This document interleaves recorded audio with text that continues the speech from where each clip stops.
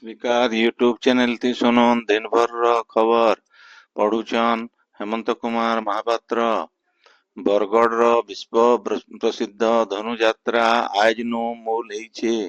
बरगढ़ सांसद प्रदीप पुरोहित ई यात्रा के उद्घाटन करिछन।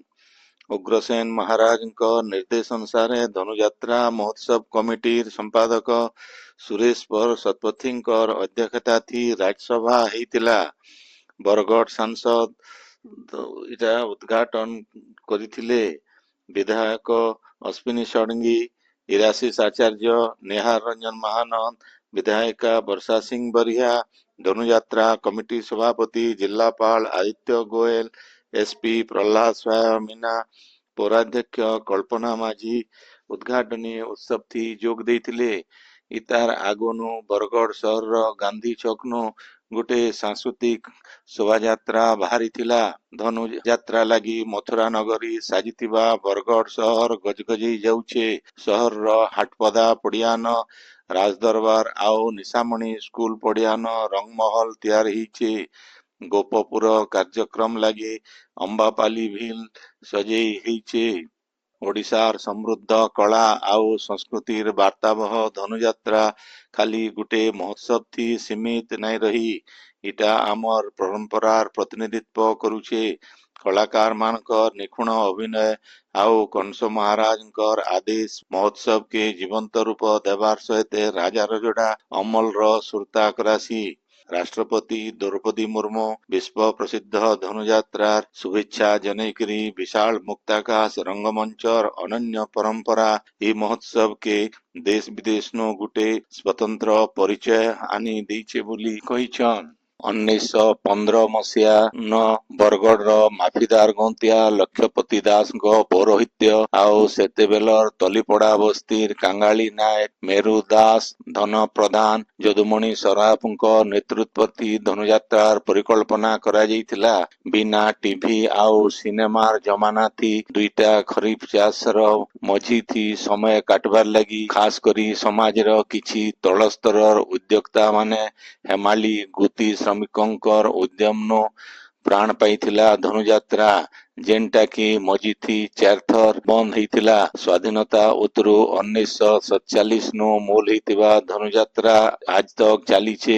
समाज रो फी वर्ग नागरिक निजर श्रद्धा मुतामक धन श्रम कर्म बलथी परिपुष्ट करिकरी धनुयात्रा के रूप देइथिले भी मझिरे केते वर्ष यात्रा बंद हेइ जेकरी स्वाधीनता उत्तरु इरा चालीछे। मझिरे 1962 मसीह भारत चीन युद्ध लगी वर्षे यात्रा बंद रही बेले 2019 नो 21 तक कोरोना महामारी लगी 2 वर्ष धरी यात्रा बंद हेइथिला। धनुयात्रा जेतकी धर्म भित्तिक सेतकी कृषि भित्तिक आए। बरगढ़ रो मुख्य परिचय कृषि आउ कृषक के नैकरी यात्रार परिकल्पना करा जाइकरी हरिवंश नो आसीथिबा कृष्णंकर बाल्यलीला के उद्धृत करा जाइकरी धनुयात्रा हेउथिला।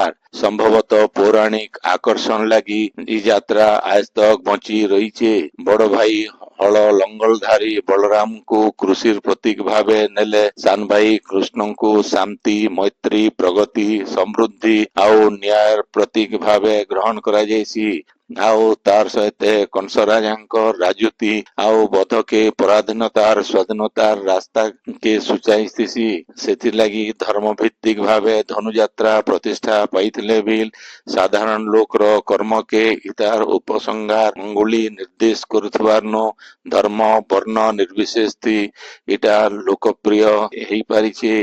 तृणमूल स्तरन विकास रो केंद्र बिंदु हेउचे अंगनबाड़ी आउ इतार भित्तिभूमि विकास उपरे जोर देइकरी ग्रामीण विकास के बरकस करबार के सरकार प्रतिश्रुतिबद्ध बोली उपमुख्यमंत्री प्रभाती परिडा कहिछन। भुवनेश्वर महिला आउ शिशु विकास सम्मेलनी कक्षन पंचायती राज मंत्री रविनारायण नायकर उपस्थिति थी राज्य 491टा अंगनबाड़ी केंद्र उद्घाटन करिकरी उपमुख्यमंत्री इटा कहिछन। कार्यक्रम थी गंजाम जिला न सबुनु जह 111 बरगढ़ न 36 सुंदरगढ़ न 4 सुवर्णपुर न 11 संबलपुर न 9 ନୂଆପଡ଼ା ନ 2, ବଲାଙ୍ଗୀର ନ 7ଟା ଅଙ୍ଗନବାଡି କେନ୍ଦ୍ର ଉଦ୍ଘାଟନ କରାଯାଇଛି। ଏତକ ଦୁଇଟା ଖେପେ 1404ଟା ଅଙ୍ଗନବାଡି କେନ୍ଦ୍ରକେ ସଶକ୍ତ କରାଯାଇଛି ବୋଲି ବିଭାଗ ତରଫରୁ କୁହାଯାଇଛି। ଓଡ଼ିଶା ହାଇକୋର୍ଟଙ୍କ ତରଫରୁ ଆଇବା କାଲିନୁ ଶୀତକାଳୀନ ଛୁଟି ଘୋଷଣା ନେଇକରି ବିଜ୍ଞପ୍ତି ବାହାରିଛି। ଆଇବା ମାସର 5 ତାରିଖନୁ କୋର୍ଟ ପୂର୍ଣ୍ଣାଙ୍ଗ ଭାବେ କାମ କରବା। ମଙ୍ଗଳବାର ଦିନ ଜଷ୍ଟିସ ସାବିତ୍ରୀ ରଥ ଆଉ ଜଷ୍ଟିସ ଏମ.ଏସ. ରମଣଙ୍କୁ ନେଇକରି ଗଠିତ ଅବକାଶ ପୀଠ ଭିନ୍ନ ଭିନ୍ନ ମାମଲା ଶୁଣାଣି କରିବେ। କୋର୍ଟଙ୍କର ପ୍ରଶାସନିକ ଅଫିସ ଆଇବା ଶୁକ୍ରବାର ନୁ ବୁଧବାର ତକ ଦିନର 11 ନୁ ଉପର ବେଲା 3 ବଜ ତକ ଜରୁରୀ ମାମଲା ଲାଗି ଆଇନଜୀବୀ ମାନେ ନ୍ୟାୟିକ କାର୍ଯ୍ୟାଳୟ ନ ମେମୋ ଦାଖଲ କରିପାରିବେ ବୋଲି କୁହାଯାଇଛି। ଆପଣ ମାନେ ଖବର ଶୁଣୁଛନ୍ ସ୍ପିକାର ୟୁଟ୍ୟୁବ ଚ୍ୟାନେଲ ଥି। ରାଜ୍ୟ ଉନ୍ନୟନ କମିଶନର ଆଉ ଅତିରିକ୍ତ ମୁଖ୍ୟ ଶାସନ ସଚିବ ଅନୁ ଗର୍ଗଙ୍କୁ ରାଜ୍ୟର ନୂଆ ମୁଖ୍ୟ ଶାସନ ସଚିବ ଭାବେ ନିଯୁକ୍ତି ଦିଆଯାଇଛି। ଇ ବାବଦେ ସାଧାରଣ ପ୍ରଶାସନ ବିଭାଗ ତରଫରୁ ଆଜ ବିଜ୍ଞପ୍ତି ବାହାରିଛି। ଆଇବା 31 ତାରିଖ ଦିନ ମୁଖ୍ୟ ଶାସନ ସଚିବ ମନୋଜ ଆହୁଜାଙ୍କର କାର୍ଯ୍ୟକାଳ ଶେଷ ହେଉଛି। ତାଙ୍କର ଜାଗାନ ଶ୍ରୀମତୀ ଗର୍ଗଙ୍କୁ ଇ ନିଯୁକ୍ତି ମିଳିଛି। ଇତାର ସହିତ ରାଜ୍ୟର ପହିଲା ମୁଖ୍ୟ ଶାସନ ସଚିବ ଭାବେ ଶ୍ରୀମତୀ ଗର୍ଗ ଦାୟିତ୍ୱ ନେବେ। 1991 ମସିହାର ଆଇଏଏସ୍ ଅଧିକାରୀ ଶ୍ରୀମତୀ ଗର୍ଗ 1991 ମସିହାର ବ୍ୟାଚର ଆଇଏଏସ୍ ଅଧିକାରୀ ଅନୁ ଗର୍ଗ ଝାରସୁଗୁଡାର ଉପଜିଲ୍ଲାପାଳ ଭାବେ କାମ ମୂଲ କରିଥିଲେ। ସେ ବରଗଡ଼ ଆଉ ସମ୍ବଲପୁର ବିଲ୍ ଜିଲ୍ଲାପାଳ ଥିଲେ। ବୈଧ ପ୍ରଦୂଷଣ ପ୍ରମାଣପତ୍ର ବିନା ଇନ୍ଧନ ମନା ନିଷ୍ପତ୍ତିକେ ଜାନୁଆରୀ 1 ତାରିଖ ବଦଲା ଫେବୃଆରୀ 1 ତାରିଖ ନୁ ଲାଗୁ କରବାରକେ ସରକାର ଘୋଷଣା କରିଛନ୍। ଗାଡି ମଟରର ପ୍ରଦୂଷଣ ସାର୍ଟିଫିକେଟ ଯାଞ୍ଚକେ ନେଇକରି ଲୋକେ ସମ୍ମୁଖୀନ ହେଉଥିବାର ସମସ୍ୟାକେ ନଜରଥି ରଖିକରି ସରକାରଙ୍କ ତରଫରୁ ଇ ନିଷ୍ପତ୍ତି ନିଆଯାଇଛି। ଫେବୃଆରୀ 1 ତାରିଖ ଆଗନୁ ଗାଡି ମଟର ମାନଙ୍କର ପ୍ରଦୂଷଣ ପ୍ରମାଣପତ୍ର ବନାବାର ଲାଗି ବାଣିଜ୍ୟ ଆଉ ପରିବହନ ବିଭାଗ ତରଫରୁ ଲୋକମାନଙ୍କୁ ପରାମର୍ଶ ଦିଆଯାଇଛି। ଫେବୃଆରୀ 1 ତାରିଖ ଉତରୁ ପ୍ରଦୂଷଣ ପ୍ରମାଣପତ୍ର ନାଇଥିଲେ ପେଟ୍ରୋଲ ପମ୍ପ ମାନଙ୍କୁ ଆଉ ଇନ୍ଧନ ନାଇଁ ମିଲେ। ଉପଭୋକ୍ତା ମାନଙ୍କୁ ସେମାନଙ୍କର ଅଧିକାର ଆଉ କର୍ତ୍ତବ୍ୟ ବାବଦେ ସଚେତନ କରବାର ଆଉ ସେମାନଙ୍କର ସ୍ୱାର୍ଥର ସୁରକ୍ଷା ଲାଗି ଫି ବଛର ଡିସେମ୍ବର 24 ତାରିଖ ଦିନ ଜାତୀୟ ଉପଭୋକ୍ତା ଦିବସ ପାଳନ କରାଯାଉଛି। ଡିଜିଟାଲ ନ୍ୟାୟ ଜରିଏ ଦକ୍ଷ ଆଉ ତୁର୍ତ୍ତୀ ସମାଧାନ ବାର୍ତ୍ତା ନେଇକରି ଇ ବଛର ଇ ଦିବସ ପାଳନ କରାଯାଉଛି। ଖାଉଟିଙ୍କର ସ୍ୱାର୍ଥକେ ସୁରକ୍ଷିତ ରଖିକରି ଖାଉଟି ସୁରକ୍ଷା ଆନ୍ଦୋଳନକେ ଆଉର ବରକସ କରବା ଲାଗି ମୁଖ୍ୟମନ୍ତ୍ରୀ ମୋହନ ଚରଣ ମାଝୀ ତାଙ୍କର ବାର୍ତ୍ତାଥି ସମକିରିର ସହଯୋଗ କାମନା କରିଛନ୍। ଇ ଦିବସ ପାଳନ ଜରିଏ ଉପଭୋକ୍ତା ସମାଜକେ ବରକସ କରବାର ଲାଗି ଆଉ ଗୋଟେ ସଶକ୍ତ ସଚେତନ ଉପଭୋକ୍ତା ଗୋଷ୍ଠୀ ଗଠନ କରବାରକେ ଖାଦ୍ୟ ଯୋଗାଣ ଆଉ ଖାଉଟି କଲ୍ୟାଣ ମନ୍ତ୍ରୀ କୃଷ୍ଣଚନ୍ଦ୍ର ପାତ୍ର ଆହ୍ୱାନ ଦେଇଛନ୍। ଇ ଉଦୟ ଭୁବନେଶ୍ୱର ନ ହେଇଥିବା ରାଜ୍ୟସ୍ତରୀୟ ଜାତୀୟ ଉପଭୋକ୍ତା କାର୍ଯ୍ୟକ୍ରମ ଥି ମନ୍ତ୍ରୀ ଶ୍ରୀ ପାତ୍ର ମୁଖ୍ୟ ଅତିଥି ଭାବେ ଯୋଗ ଦେଇଥିଲେ। ସେନ୍ତା ଦେବଗଡ଼ ଜିଲ୍ଲା ପରିଷଦ ସମ୍ମିଳନୀ କକ୍ଷନ ନିୟନ୍ତ୍ରକ ବୈଧ ମାପ ବିଭାଗ ତରଫରୁ ଜାତୀୟ ଉପଭୋକ୍ତା ଦିବସ ପାଳିତ ହେଇଯାଇଛି। ବୈଧ ମାପ ବିଜ୍ଞାନ ବିଭାଗର ଉପନିୟନ୍ତ୍ରକ ରଞ୍ଜନା କୁମାରୀ ପଟେଲଙ୍କର ସଭାପତିତ୍ୱରେ ହେଇଥିବା କାର୍ଯ୍ୟକ୍ରମ ଥି ବରିଷ୍ଠ ଆଇନଜୀବୀ ପ୍ରଭାସ ଚନ୍ଦ୍ର ମିଶ୍ର ଆଉ ଅଲଗା ମାନେ ଯୋଗ ଦେଇକରି ଡିଜିଟାଲ ନ୍ୟାୟ ଜରିଏ ଲୋକେ କେନ୍ସି ଜିନିଷ ଘିନଲା ବେଲକେ ତାର ଯାଞ୍ଚ କରବାର ସହିତ ବିଲ୍ ନେବାରକେ ପରାମର୍ଶ ଦେଇଛନ୍। କେନ୍ସି ବିଲ୍ ଠକେଇତି ପଡଲେ ଖାଉଟି ଅଦାଲତର ଆଶ୍ରୟ ନେବାରକେ ବକ୍ତାମାନେ କହିଥିଲେ। ବୌଦ୍ଧ ଜିଲ୍ଲା ଶଗଡା ପଞ୍ଚାୟତ ନ ଆୟ ଜିଲ୍ଲା ସ୍ତରୀୟ ସୁଶାସନ ସପ୍ତାହ ଉଦୟ ଗୋଟେ ସଚେତନତା କାର୍ଯ୍ୟକ୍ରମ ହେଇଯାଇଛି। କାର୍ଯ୍ୟକ୍ରମ ଥି ବୌଦ୍ଧ ଜିଲ୍ଲାପାଳ ବିଭୂତି ଭୂଷଣ ନାୟକ, ସିଡିଓ ପ୍ରଭାସ ଚନ୍ଦ୍ର ଦଣ୍ଡସେନା, ବୌଦ୍ଧ ବିଡିଓ ଯୁଗଳ ବିଶ୍ୱାଳ ଆଉ ଅଲଗା ମାନେ ଉପସ୍ଥିତ ରହିକରି ସରକାରଙ୍କର ଭିନ୍ନ ଭିନ୍ନ ଯୋଜନା ବାବଦେ ଲୋକମାନଙ୍କୁ ବୁଝେଇଥିଲେ। ଗାଁ ମୁହାଁ ପ୍ରଶାସନ ଅଭିଯାନ କେ ସଫଳ କରବାର କେ ଜିଲ୍ଲା ପ୍ରଶାସନ ତରଫରୁ ଇ କାର୍ଯ୍ୟକ୍ରମ ହେଇଥିଲା। ଧାନ ଗିନା ଅବ୍ୟବସ୍ଥାର ପ୍ରତିବାଦ କରିକରି ମିଳିତ କୃଷକ ମଞ୍ଚ ତରଫରୁ ବଲାଙ୍ଗୀର ଜିଲ୍ଲାର ଚାଷୀ ସଂଗଠନ ତରଫରୁ ବଲାଙ୍ଗୀର ଜିଲ୍ଲାପାଳଙ୍କର ଅଫିସ ସାମ୍ନାଥି ଆଜ ଧାରଣା ଦିଆଯାଇଥିଲା। আগর সাংসদ বালগোপাল মিশ্র, কৃষক মহাসংঘ আহ্বায়ক আকাশ মিশ্র, জিলা কৃষক মহাসংঘ সভাপতি জ্যোতি প্রধান, উপসভাপতি ସୌମେନ୍ଦ୍ର ପରିଛା ଆଉ ଚାଷୀ ନେତା ବାଳକୃଷ୍ଣ ଷଣ୍ଢ ପ୍ରମୁଖ ଧାରଣାଥି ବସିଥିଲେ।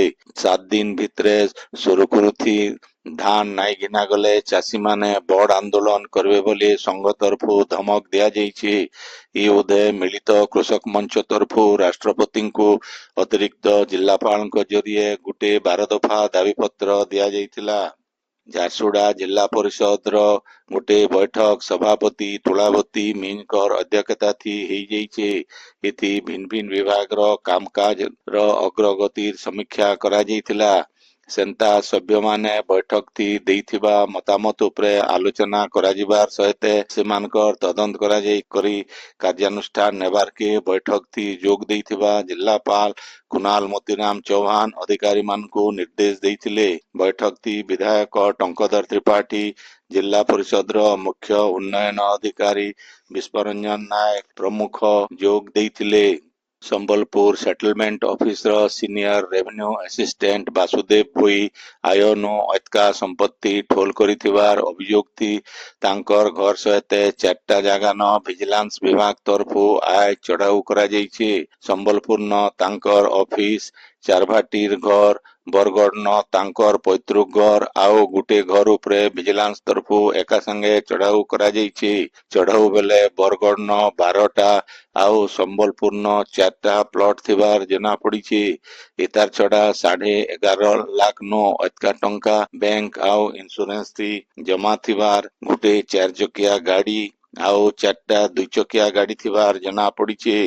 ଗଲା 1999 ମସିହାଥି ଭବାନୀପାଟଣାର ସେଟଲମେଣ୍ଟ ଅଫିସଥି 787 ଟଙ୍କା ଦରମାଥି ଜୁନିୟର କ୍ଲର୍କ ଭାବେ ଯୋଗ ଦେଇଥିବା ଶ୍ରୀ ଭୋଇ 1999 ମସିହାଥି ସିନିୟର ରେଭିନ୍ୟୁ ଆସିଷ୍ଟାଣ୍ଟ ଭାବେ ପ୍ରମୋସନ ପାଇକରି ସମ୍ବଲପୁର ସେଟଲମେଣ୍ଟ ଅଫିସକେ ବଦଲି ହେଇକରି ଆସିଥିଲେ ଆଉ ସେ ଦିନୁ ଏଠାନେ ରହିଛନ୍।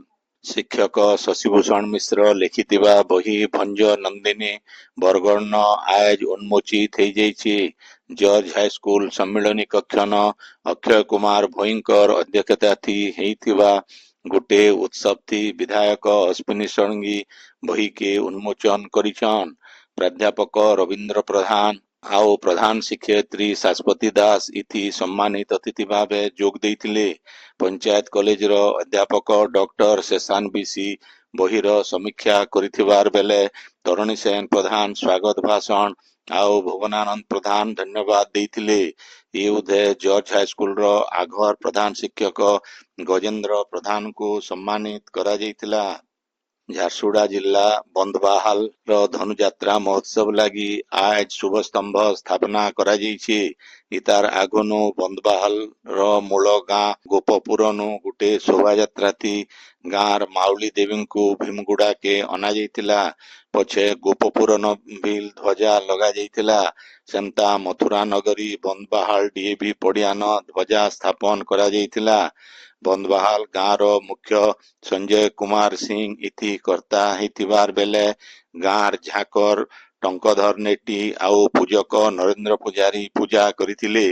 ଧନୁଯାତ୍ରା ମହୋତ୍ସବର ସଭାପତି ବେଣୁଧର ସିଂ, ସାଧାରଣ ସମ୍ପାଦକ ପ୍ରେମାନନ୍ଦ ସାହୁ, କମିଟିର ସହ ପୃଷ୍ଠପୋଷକ ସୈକି ପ୍ରଧାନ, ବରିଷ୍ଠ ସଭ୍ୟ ବିଜୟ ପତି ପ୍ରମୁଖ ଉପସ୍ଥିତ ଥିଲେ। ଇ ଯାତ୍ରା ଆଇବା 28 ତାରିଖ ନୁ ମୂଲ ହେଇକରି 1 ତାରିଖ ତକ ଚାଲବା। ବଲାଙ୍ଗୀର ଗାନ୍ଧୀ ଷ୍ଟାଡିୟମନ ସାଂସଦ ସଙ୍ଗୀତା କୁମାରୀ ସିଂଦେଓ ଆଜ ସାଂସଦ ଖେଳ ମହୋତ୍ସବ ଉଦ୍ଘାଟନ କରିଛନ୍। ମହୋତ୍ସବଥି ବଲାଙ୍ଗୀର ଜିଲ୍ଲାର 14ଟା ବ୍ଲକ ଆଉ ସୁବର୍ଣ୍ଣପୁର ଜିଲ୍ଲାର 6ଟା ବ୍ଲକର ପାଖାପାଖି 900 ଛାତ୍ରଛାତ୍ରୀ ସାମିଲ ହେଇକରି ଭିନ୍ନ ଭିନ୍ନ ପ୍ରତିଯୋଗିତାଥି ଭାଗ ନେଇଛନ୍। ଏ ଉଦୟ ବଲାଙ୍ଗୀର ଜିଲ୍ଲାପାଳ ଗୌରବ ଶିବାଜୀ ଇସାଲୱାର ଆଉ ଅଲଗା ଅଧିକାରୀମାନେ ବି ଉପସ୍ଥିତ ଥିଲେ। ବଲାଙ୍ଗୀର ସହରର ଜଗନ୍ନାଥପଡା ପାଟନେଶ୍ୱରୀ ମନ୍ଦିର ସାମ୍ନାଥି ଥିବା ମ୍ୟୁନିସିପାଲିଟିର ଖୋଲା ଡ୍ରେନଥି ପଡିକରି ଆଜ ଜଣେ ଜୁଆନ ପିଲାର ଜୀବନ ଯାଇଛି। ଇ ଡ୍ରେନ ବହୁତ ଦିନ ହେବା ଭାଙ୍ଗିକରି ଖୋଲା ଥିବାରନୁ ସ୍ଲାବ ପକାହବାରକେ ଲୋକମାନେ ବାର ବାର ଦାବି କରୁଥିଲେ ବି ସେଟା ନାଇଁ କରାଯିବାରନୁ ଇ ଦୁର୍ଘଟଣା ଘଟଲା ବୋଲି ଲୋକମାନେ ଅଭିଯୋଗ କରିଛନ୍। ଆଜିର ଖବର ଇନ ଶେଷ ହେଲା। ଆପଣଙ୍କର ଇଲାକାଥି ହେଉଥିବା ସଭା ସମିତି ସାଂସ୍କୃତିକ କାର୍ଯ୍ୟକ୍ରମ ବାବଦେ ଖବର ପ୍ରସାରଣ ଲାଗି ଆମର ହ୍ୱାଟ୍ସଆପ୍ ନମ୍ବର 9437348018 କେ ଲେଖିକରି ପଠେଇ ପାରବେ। ସମ୍ବଲପୁରୀ ଭାଷା के बरकस करवार लगी आमर यूट्यूब चैनल के लाइक शेयर आउ सब्सक्राइब करवार के अनुरोध। आइबा काल खबर फिर सुनी पारबे राति 9 बजे। जोहार।